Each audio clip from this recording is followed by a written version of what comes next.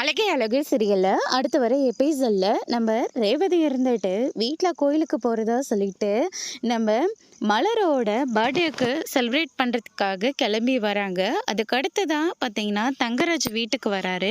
வீட்டுக்கு வந்த உடனே ரேவதியை கூப்பிடுறாங்க. ரேவதி எங்கடா இங்கே இருக்கா, அவ கோயிலுக்கு போயிருக்காடா அப்படின்ற மாதிரி சொல்லிடுறாங்க. என்ன கோயிலுக்கு போயிருக்காளா, என்னம்மா சொல்கிறீங்க அப்படின்னு சொல்லிட்டு கேட்டுட்டு இருக்கவும், ஏதோ அபிஷேகன்னு சொல்லிட்டு கிளம்பி போயிட்டாடா அப்படின்ற மாதிரி சொல்லிடுறாங்க.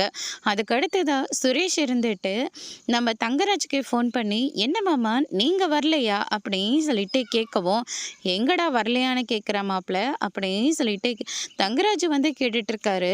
என்னத்தான் தெரியாத மாதிரி கேட்டுட்டு இருக்கீங்க, இன்னைக்கு அண்ணியோட பிறந்தநாள், அதனால் நாங்கள் எல்லாரும் கேக் கட்டிங்க்கு ஏற்பாடு பண்ணியிருக்கோம், அன்னைக்கு சர்ப்ரைஸ் கொடுக்கறதுக்காக அக்காலாம் கூட வராளே அப்படின்ற மாதிரி சொல்லிடுறாங்க. அக்கா தான் வீட்டுக்கு வந்த உடனே எனக்கு ஃபோன் பண்ணா, அதனால தான் உங்களை கேட்குறேன், நீங்கள் ஏன் வரலையா அப்படின்னு சொல்லிட்டு கேட்கவும், உங்கள் அக்கா இப்போ அங்கேயே வந்திருக்கா, ஆமாம் மாமா அக்கா இங்கே தான் வந்திருக்காங்க அப்படின்ற மாதிரி சொல்லிடுறாங்க. போய் சொல்லிட்டு நீ அந்த வீட்டுக்கா போகிற அப்படின்னு சொல்லிட்டு தங்கராஜ் இருந்துட்டு, நான் இன்னும் கொஞ்சம் நேரத்தில் அங்கேயே வந்துடுமா மாப்பிள்ள, நீ அங்கே தானே இருக்க, ஆமாம் மாமா இங்கே தான் இருக்க, நீங்கள் இல்லாமல் ஒரு மாதிரி இருக்கு, நீங்கள் கிளம்பி வாங்கத்தான் அப்படின்ற மாதிரி சொல்லிட்டு ஃபோனை வந்து கட் பண்ணிடுறாங்க. மா நான் போயிட்டு உன் மருமகளை கூட்டிகிட்டு வரேன் அப்படின்னு சொல்லிட்டு அங்கேருந்து கோவத்தோடு கிளம்புறாங்க.